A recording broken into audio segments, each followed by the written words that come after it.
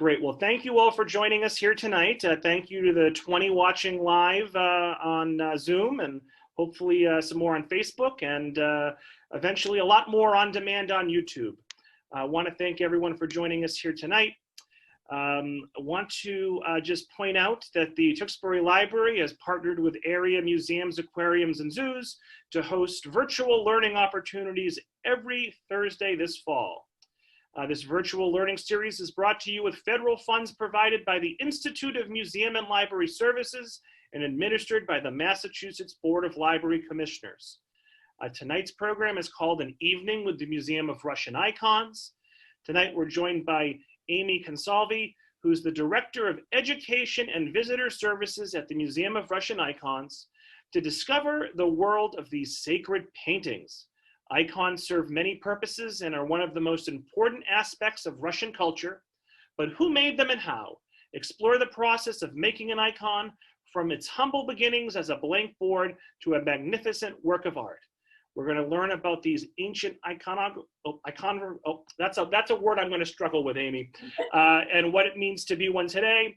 And Amy will also demonstrate how to make egg emulsions and mix pigments. So all 20 of us watching live, let's give a big round of applause to Amy for joining us here this evening. And Amy, you can take it away. Thanks so much. Great, thank you so much. Welcome everyone. As Robert said, my name is Amy Consalvi. I'm the Director of Education and Visitor Services at the museum. I've been with the museum, oh gosh, just over 6 years now in various roles, but I am delighted to be doing this lecture for you. And so tonight we'll really be taking a look at iconography, both past and present, examining some of the prototype icons and the iconographers who made them. And we'll also look at the process of making an icon. We won't be going so much into the rich symbolism that is embedded within the icons. That is a lecture in and of itself, and one that I find is really beneficial to do in person with the actual icons in front of you. But hopefully tonight you'll get a good taste of what the museum is all about and what icons are all about. So with that, we'll kind of jump right in. Why can't I go forward? Well, that's interesting. There we go. All right, nothing like a good little technical difficulty there. So quickly, just some information about the museum. We are located in central Massachusetts in the post-industrial town of Clinton. From Tewksbury, it's about 30-35 minutes. I'm right over the Tewksbury line in Lowell, so depending on how 495 is treating you that day, it doesn't take too long to get to the museum. We have reopened to the public at this point, which is really exciting, but we are open on a limited basis on Fridays, Saturdays, and Sundays from 11 to 5 by reservation. We have timed ticketing as well as a limited capacity. So if you would like to learn more information about actually visiting the museum and all of our protocols concerning COVID, just feel free to give us a phone call on the number listed there or visit our website. And if you go to our website, we actually have a number of free resources available, past webinars that we've done. Our entire collection has been photographed and is available to view online as well, especially if you're not comfortable yet venturing out into the world. And then we also have a robust lineup of virtual programming this fall. Some of the programs are free, they're at no cost to you. Others have a small fee, so be sure to check those out on our website. So you can imagine one of the most frequently asked questions that we get at the museum is, what the heck is a Russian museum doing in the middle of Massachusetts? And really, that is all thanks to our founder, Gordon Langton. Gordon is the former CEO of Nipro, which is a plastics mold injection company. And when Gordon first joined on in Nipro, he really sought to globalize the company and open factories all over the world. So right around the fall of the Soviet Union, he began traveling to Russia to open factories in Moscow. And it was there at an open air market, he purchased his first icon. It's a small St. Nicholas, really not that remarkable, but it sort of caught his eye. And through his many travels to Russia, he really became enamored with the Russian people, their culture. He was able to visit a lot of the churches and cathedrals that had been converted into museums. And he's also a collector at heart. So he has many, many different collections. World War I and World War II American propaganda posters. He has a collection of West African art, antique toy cars, Buddha statues. So he really has always been a man of the world and a collector. But the icons in particular really struck a chord with him. And so he amassed a collection of about 200 in his home over the course of 10 or so years. And his lovely wife said, "No more, I don't want any more icons in my home." And so he started exploring the idea of opening his own museum. And he decided, rather than placing the museum in New York City or in Boston, to locate it right in Clinton, right next to his company. And he saw it as a way to give back to the community that he felt had been so good to him over the years. And he also wanted to introduce Americans to Russian culture. You know, it's not something that we're often exposed to. Well, I mean, I guess now in the media, we were exposed to Russian culture quite a bit. You know, really, it's not something that we have a lot of exposure to. And so he felt that it was really important that Americans get to see these beautiful and sacred works of art. So we opened officially in 2006, and since then we've had 2 expansions. We added on West Gallery to house temporary exhibitions, and we also added on a research library and an additional gallery in the rear of the museum. At this point, we have well over 1,000 icons in our collection, as well as related liturgical objects, such as bronze crosses, and other Russian cultural objects, such as nesting dolls, Soviet holiday ornaments, and recently we acquired a collection of lacquer boxes from Russia, which will be on view, I believe, this November, which is really exciting. So we're kind of ever evolving and ever growing, and our temporary exhibitions, you know, sometimes they relate to iconography, sometimes they relate to just Russian culture in general, or Slavic culture much more broadly. So what is an icon and what is iconography? I included here just your basic dictionary.com definition of iconography. But when we hear that word, perhaps the illuminated manuscripts from medieval times comes to mind, with sort of whimsical dragons and unicorns representing different figures, historical or biblical. Some of us might think of William Blake and the personal iconography that he created to help visualize the relationship between God and man. And of course today, especially you know, kids and teenagers, they hear the word icon and they think of the icons on our computers or the apps on our phones, where these symbols represent a program, and the colors and the text used instantly tell us what that program is and what it does, which really is almost like the icons that we'll be talking about tonight. But for our purposes, of course, we are discussing the original icon. So icon comes from a Greek word, ikon, which simply means image. And icons are images of holy figures painted on wood using egg tempera paint. Iconography is the system through which artists use images to convey very specific meanings. And in the Orthodox faith, which iconography is specific to, icons and iconography are used to depict biblical stories and to convey the meaning behind these stories. Now, most of the images that you'll see tonight are from our collection. I just want to point that out. But icons are sometimes referred to as windows to heaven. They are tools to instruct the faithful, and they're used in church services. Icons are venerated, meaning that the Orthodox pray through the icon. They don't pray to it.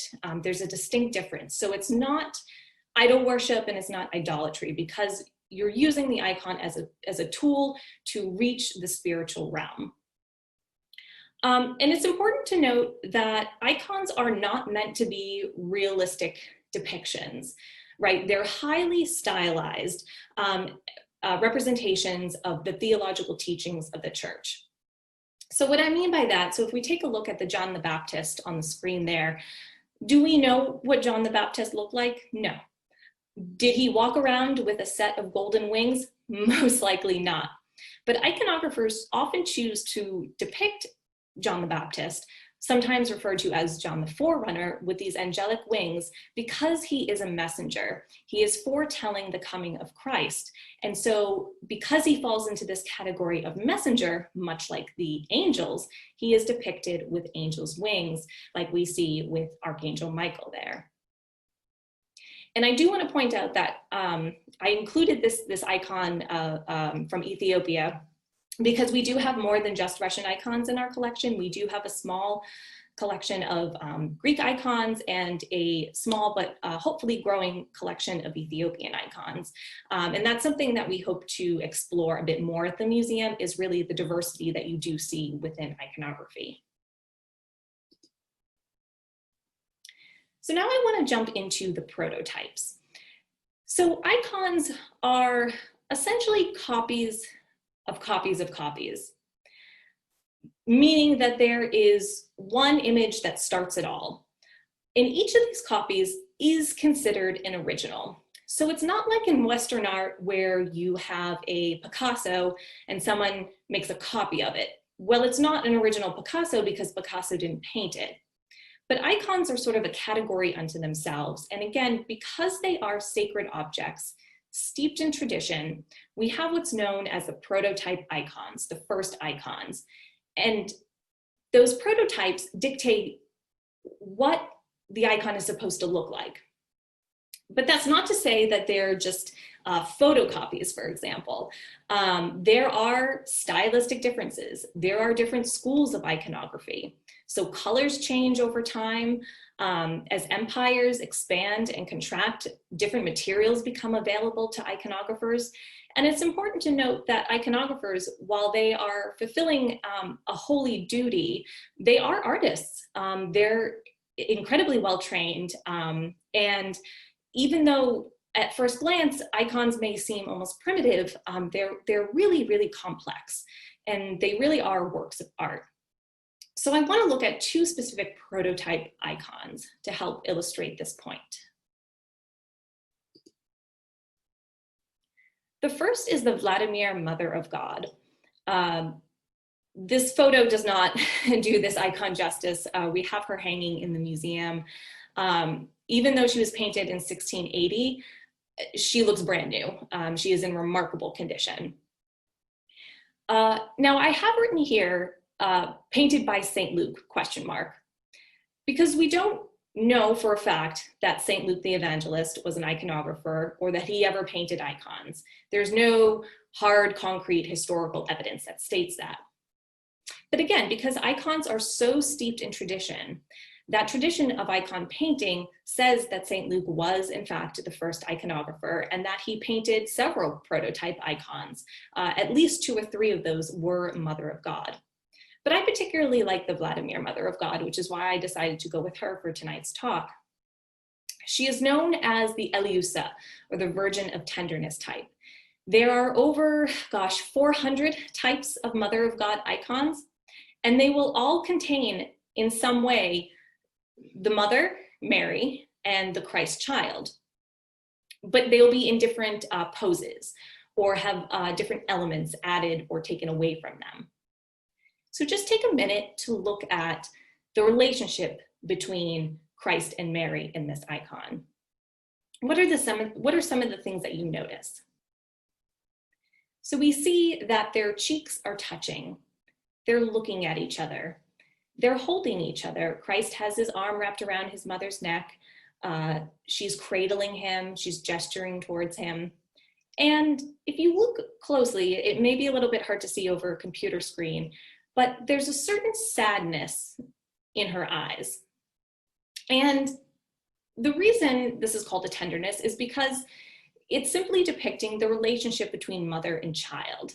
It's not so much focusing on Christ the Savior, for example, but the sadness that's found in her eyes is because she knows the fate of her son. She knows what's going to happen, and she knows that it must happen, and so there's nothing really that she can do about it. But so she's going to cherish this moment between mother and child. Now, when it was first painted, again, tradition has it that it was first painted in Constantinople and sent to Kiev when Russia was first Christianized in 988. Later on, it became known as a miracle-working icon. And by that, I mean Russia was subject to many invasions over the course of its life. And it seemed that whenever this icon was present, the Russians would triumph. They would not be defeated by their enemies. They won the battles. And so she became this miracle-working icon. She was eventually transferred to Vladimir, which is named after Vladimir the Great, who Christianized Russia. And I believe the original, the true original Vladimir, Mother of God, is in the Tretyakov Gallery in Moscow. So again, keeping in mind that icons are copies of copies, but they all have the same, they're all depicting the same thing, and they're all telling the same story when we look at the next slide. So this shows you the variations within that tenderness type. Again, you have all the same elements. So you have Mary and the Christ child, they're touching cheeks and they're cradling each other. But here, there is a wide variety of how she is painted. Her robes are different colors, the child's robes are different colors, and the icon in the center has a special covering on it that's actually hand beaded. And the one on the end is surrounded by different saints and different feast days. So again, for the faithful, they would look at this icon and say, oh, this is a Vladimir Mother of God. This is what it's telling me. And this is what I'm going to use this icon for. On the feast day of the Vladimir Mother of God, one would pray through that icon, or it'd be used in the liturgy that day. Another prototype icon, which is really the most famous and really considered the very, very first icon, is Image Not Made by Hands. Now the title is a little bit misleading because the icon, of course, was painted by human hands. But there's an interesting story that goes with this. And the story has evolved over time, and it has some variations, but the story that I am most familiar with is that this icon was painted when Christ was still alive and performing miracles. And there was a Syrian king who was very sick, and he heard of all the miracles that Christ was performing and that Christ was healing the sick. So he sent a letter to Christ and said, please come to Syria and heal me. And Christ wrote back and said, no, but I will send a disciple. Well, that did not satisfy the king. So the king then sent his messenger to go and retrieve Christ in hopes to bring him back to Syria. And when the messenger met with Christ, Christ said, no, I'm not going to do that, but here, take this instead to your king. Christ wipes his face with the cloth, very similar to the Shroud of Turin story, and the image of Christ appears on that cloth. The cloth is then brought back to the king, and the king is miraculously healed. And so to commemorate that miracle, this icon is painted. What's known as the Mendelian, the cloth that Christ's face appeared, is considered a holy relic. And again, this is considered really the first holy image. And so again, here we see the original copies of that icon. And we see the variations over the years and in different styles. The first icon I have here is actually from Greece. It's a Cretan icon. And that looks very different from the 1800s Moscow icon. You see this, they're telling the same stories, but artistically they're very different. And so the Greek icon, you see the cloth mimics garments that Greek men and women would have worn at the time. The face is a little bit rounder. The hair has more flow and movement to it. But the Russian icon, again, looks very different, even though it's telling the same story. The Russian iconographers had a very different way of presenting figures. They almost flattened the image so it looks, it doesn't look quite as three-dimensional. And the face is elongated. It's a lot more somber than in the Greek icon. But the beautiful cloth behind it, again, mimics clothing that women would have worn in Russia and probably would have been hand embroidered by a woman in Russia. And then that center image, sometimes we have icons that commemorate the miracles. So here we see the miracle of the image not made by hands being performed being depicted in that icon. So who exactly were the iconographers and who are they today? So for the most part, icons are unsigned because they are sacred images. When you look at an icon, you rarely ever see brushstrokes like you would in a Western painting. And that's because of the sacred nature. They are inspired by the divine. And so it's not supposed to look like any one artist painted it. You shouldn't look at an icon and say, oh, I know that was painted by so-and-so. That's just not the case. So most icons were painted by anonymous monks in monasteries. There are many different schools of icon painting. So for example, in Russia, there's the Moscow school, the Novgorod school, Stroganov school, and the artistic and stylistic differences between those schools enables you to distinguish icons from one another. And you can identify what school it's from, but not necessarily who the actual iconographer was. But that being said, there are some notable iconographers throughout history. Again, we talked about St. Luke, St. John of Damascus, who is known for the three-handed Mother of God, which is a really interesting icon. She quite literally has three hands to commemorate a miracle. He is a well-known iconographer. Theophanes the Greek, who started painting in Greece, but then traveled to Moscow, really revolutionized iconography. He started to experiment more with the pigments, with the luminosity of icons, and really modernized them. And then we have this figure, Andrei Rublev. I included an image here from the 1966 film about his life, which I encourage you, if this is a topic that interests you, to watch that film. I will say it's a bit tedious, it's quite violent, but it's a really interesting perspective into this person's life. And we'll talk a little bit more about Andrei Rublev in the next slide, but he really is the most famous iconographer. He painted what is known as the Old Testament Trinity, which completely changed iconography. And you'll see what I mean by that in just a moment. In terms of modern times, there are two people that I want to point out. Ksenia Pokrovsky, she has unfortunately passed away a few years ago, but she was an iconographer in Russia.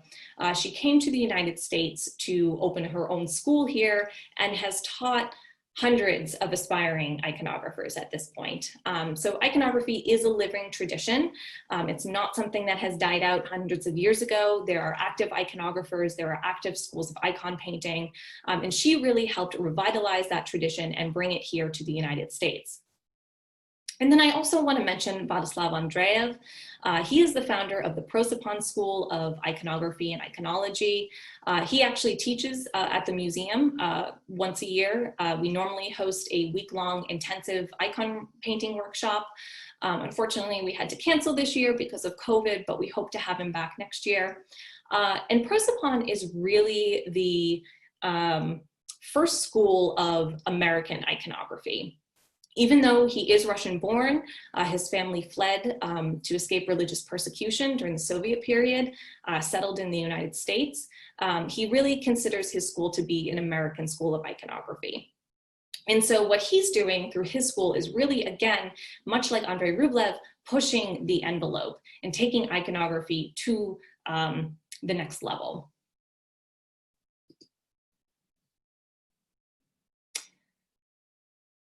So taking a look at the Trinity icon, examining this particular icon really shows us how icons truly do evolve over time. So the Old Testament Trinity is based on an original icon called the Hospitality of Abraham, which is a Greek or Byzantine icon. It tells the story of Abraham and Sarah welcoming the three strangers into their home. The three strangers end up being three angels. And so you see in this 1400s icon that that story is being told.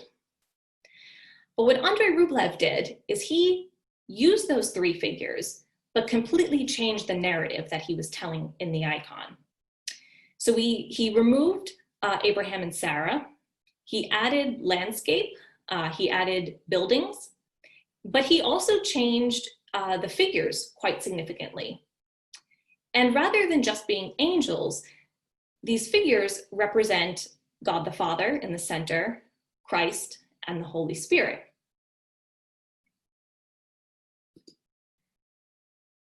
Now, taking it a step further, we look at what Vladislav is doing. His Old Testament Trinity is actually quite similar to Rublev's. The color palette is very similar. It has the same architecture in it. The sort of bizarre tree is there. So it's very true to the Rublev Trinity.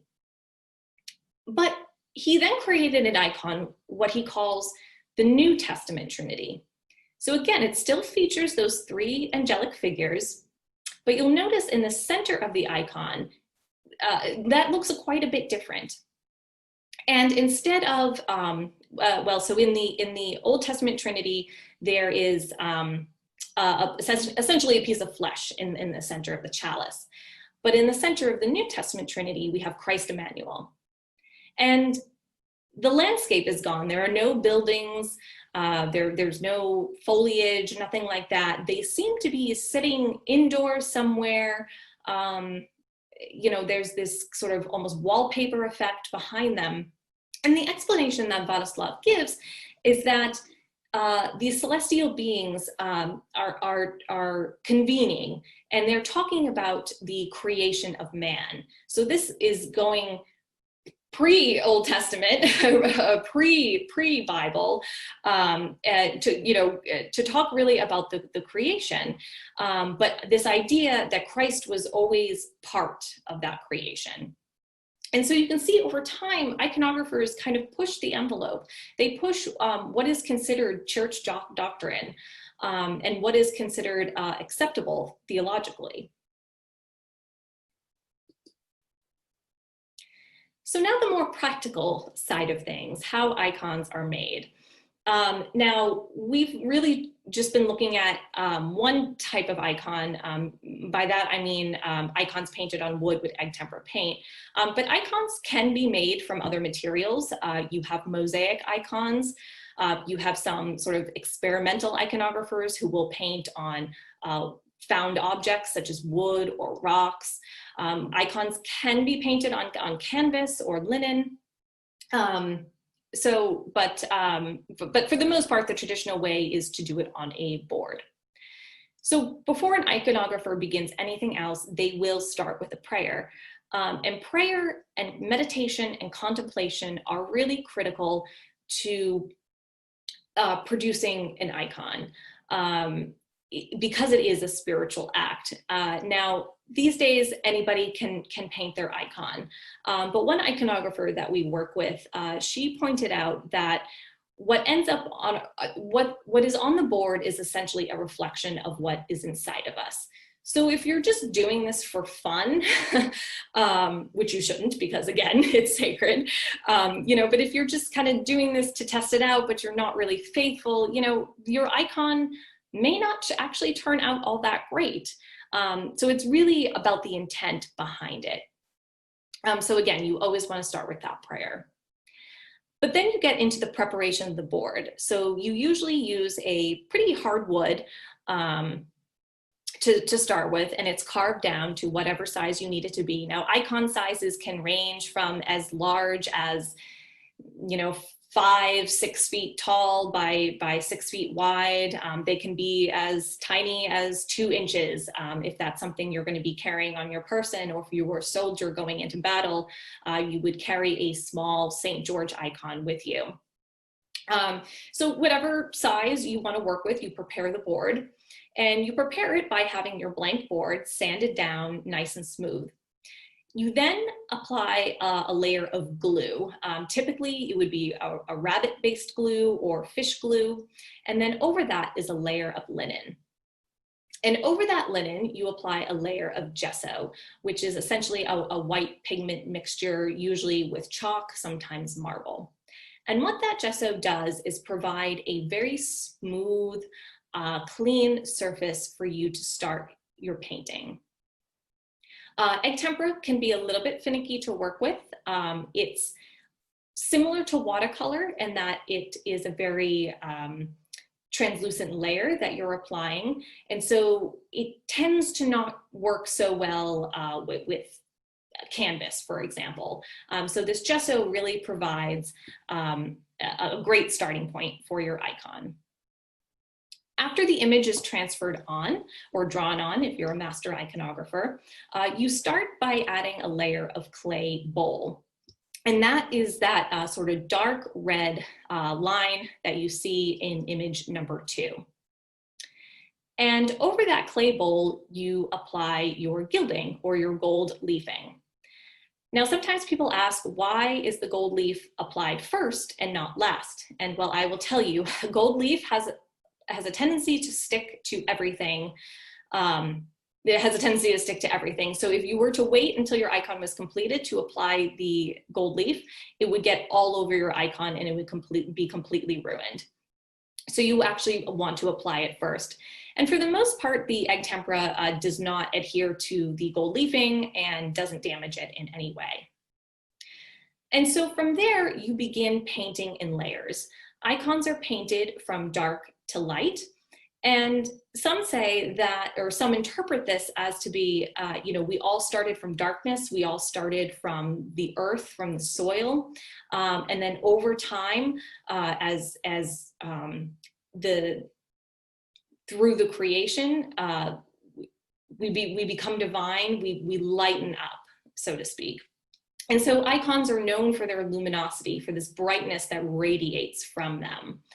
And so your base, also known as a roche-criche, is really almost like mud. With our student groups, I often say that icons all start as little green aliens, and then they end up as beautiful and sacred works of art. And so every layer adds another dimension to the icon. And it also, as you can see in the images, changes the colors. So unlike oil painting, for example, where you would just maybe take make a flesh tone out of your paints and paint it on, you really have to build up that flesh tone over many, many steps to achieve your final product. And so those highlights help define the light and the dark and separate them and really add dimension to the icon.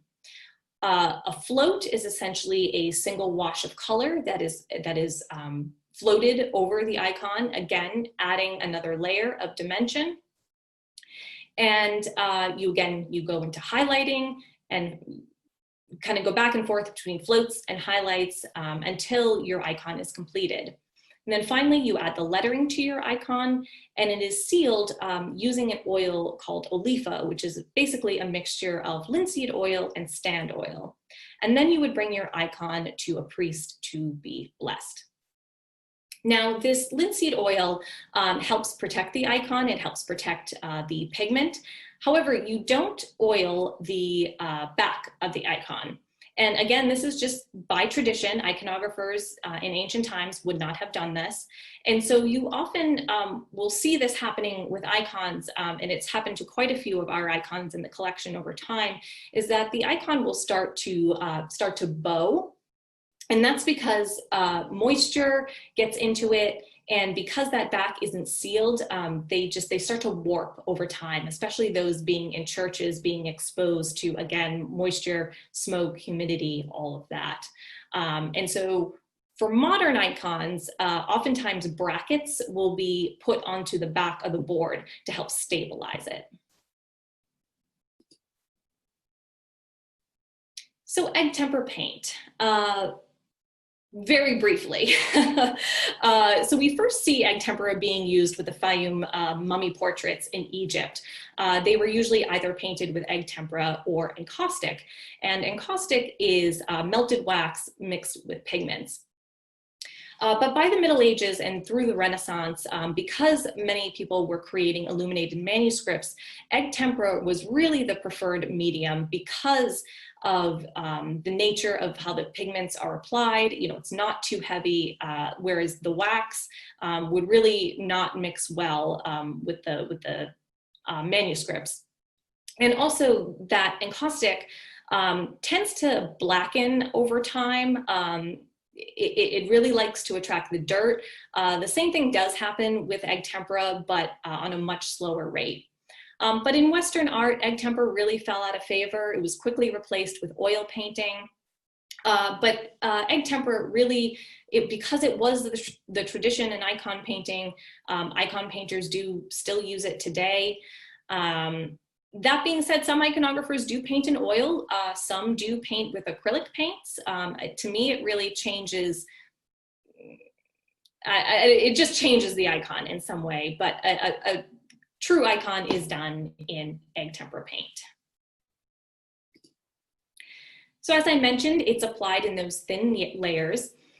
You start with your egg yolk and you mix it with a binding agent, usually white vinegar or white wine. And the idea behind that is the acidity of the vinegar and the wine helps break down the fats and proteins found in the yolk. Without this binding agent, your pigments and your yolk would not mix together and they would separate very quickly. Part of the reason, as I mentioned, that egg tempera kind of fell out of favor, it's that because it's not, you can't easily use it with canvas. You also can't store it long term. So today, egg emulsions can last up to a week with refrigeration, but you can imagine in ancient times that really was not an option. So with that, you have your pigments. And again, we talked a little bit about this in the beginning, that materials evolved over time. So what was available in Greece may not have been available in Russia and vice versa. And so that's where you, again, start to see some of those artistic and stylistic differences simply because the materials available were different. And there were, of course, some materials that were far more expensive than others. Lapis lazuli, for example, that beautiful blue color that you see would only have been used in an icon if someone very wealthy was paying for that icon, because the material is just so expensive to produce. Most iconographers today are using the same recipes that the ancients would have been using. And that's because the ancient iconographers wrote down instructions how to do this. That's how people like Ksenia and Vladislav learned to be iconographers, is by reading these manuals and reading these recipes. They didn't have mentors, they learned it themselves. And so these recipes are passed down, templates are passed down as well. And you know, that's how we're able to preserve this history, is because they documented it really well. And in terms of the pigments themselves, there's a variety of pigments. There's earth pigments, mineral, organic. Today you can buy synthetic pigments, which iconographers have mixed feelings about. But some of those original pigments that were used are toxic. Lead white, for example, of course, has lead in it. And so sometimes we like to stay away from those. But I do know, again, one iconographer, she does use the toxic pigment, toxic pigments, but she has a blood test done regularly by her doctor just to make sure that she's not absorbing too many of these dangerous chemicals into her system, which I find really interesting combination of past and present. So I had hoped to do a sort of a live demonstration for you, but I didn't really take into account that it would be dark by the time we were doing this.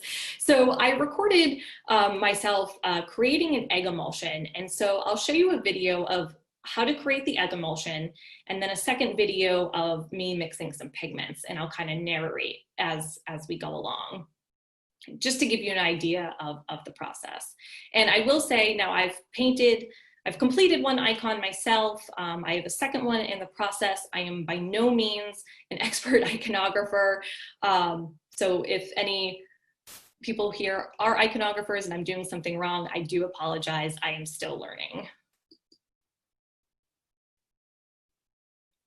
So one thing that instructors always reinforce today is that we use organic eggs, ideally farm fresh, grass-fed chickens, free range, all of that. And so what I'm doing here is just getting kind of all the stuff off of the egg yolk, removing little bits of shell.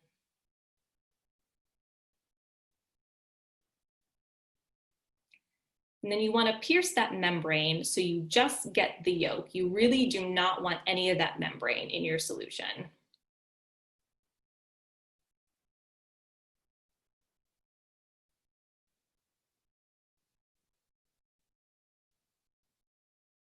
And that's going into the compost later.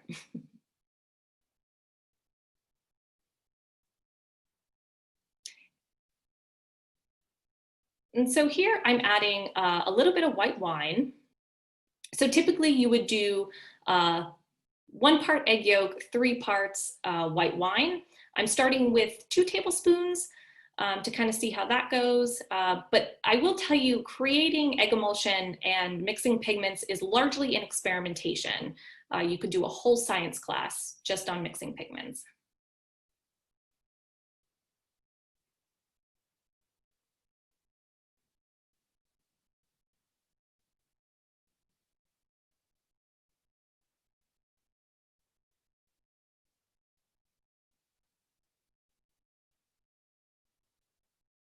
So I decided at this point that that mixture was really thick. So I added a bit more wine just to thin it out a little bit.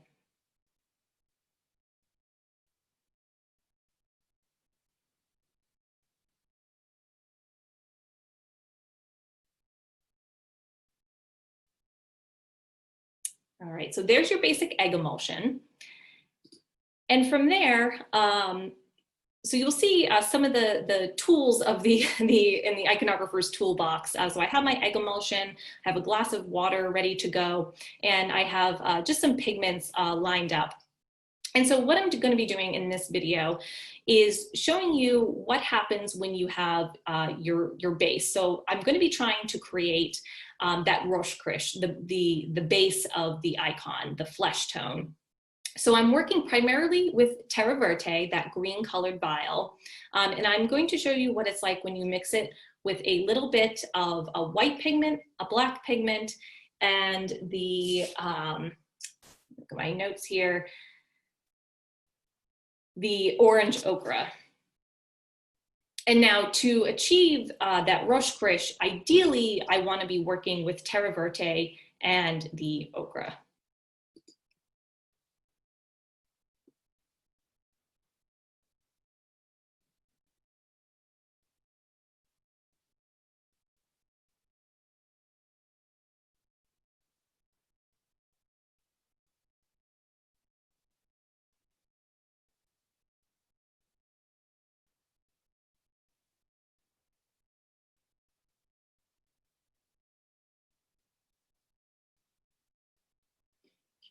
So the white is titanium white, and that is actually a manufactured pigment. So I'm not using lead white here.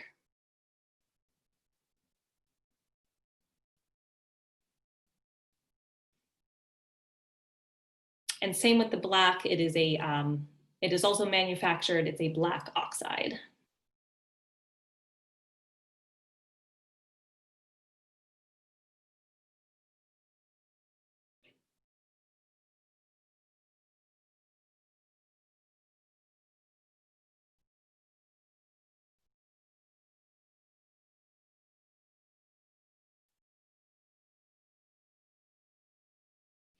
And so the idea behind this is that I'm going to be creating different swatches. You want to add just about equal part pigment and egg emulsion. And then you'll see in a moment that I will dilute that ever so lightly with a little bit of water.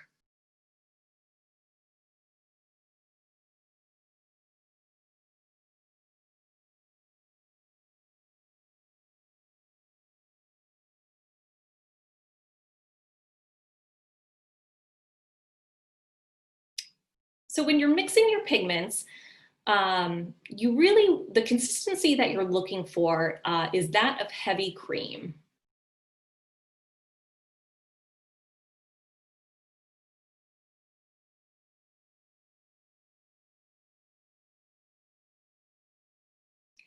So you can see there instantly, that is really thick. I did not add enough egg emulsion to the pigment. And so if I were to dilute that, I would actually add just maybe another drop or two of the egg emulsion, because that's not the consistency you want. And so again, a lot of this, when you're first starting out, really is experimentation. Now that is much more the consistency that you're looking for your base. You see that it's a little bit translucent. When painting an icon, you use a technique called puddling. So you want to push the pigment around. So you don't really see any brush strokes necessarily, but you see these little pockets of light and dark. And when it dries, it's almost a marbling effect.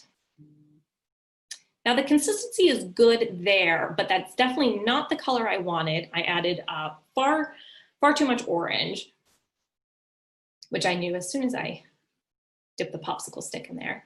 So I'm adding just a little bit more green.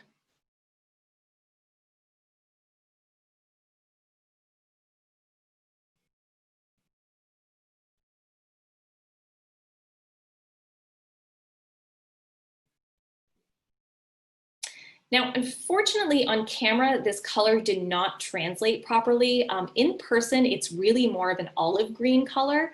It's coming out kind of mustardy almost on camera, but it is a color that one could use for a Roche Krish or the base. Is ideally you want an earthy green tone or even a brown tone. So with that, I conclude my lecture. I'd be more than happy to open it up to questions and answers. Again, this is really just scratching the surface of iconography and everything that goes into it. And so who knows, maybe someday we can do a part 2. So thank you. That would be wonderful, Amy. So folks, if anyone has any comments or questions for Amy, get them in the chat, and we'll try to wrap up within the next 5 to 10 minutes. So first up is Virginia. Why did LinkedIn choose to build factories in Russia? Why Russia, right, when nobody else was? Well, you know, Gordon is someone who, so he's a world traveler, right? So when he got out of the army post-World War II in the 1950s, he actually took a motorcycle journey across the globe. He started in Germany. And so he was really always fascinated by the world. And, you know, he's the kind of person that just wants to keep going with things. And so, you know, Russia really, you know, did not have any industry at that time. And he felt that it was important to bring industry and technology and job opportunities to the Russian people. Great. Pat says she thanks you for your program and she looks forward to visiting the museum in better times.